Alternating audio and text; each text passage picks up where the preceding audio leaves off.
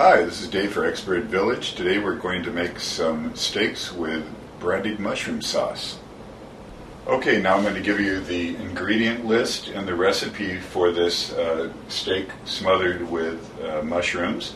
1 ounce dried mushrooms. You can use porcinis if you'd like. These are shiitakes. 1 cup of canned low-sodium chicken broth. 3 tablespoons of unsalted butter. 1/4 cup of minced shallots or onions, 1/2 pound of button mushrooms, quartered, 1/2 tablespoon of all-purpose flour, 2 tablespoons of brandy, 1/2 tablespoons of vegetable oil, 2 12-ounce New York strip steaks or any other type of steak you'd like, and 2 tablespoons of minced fresh parsley.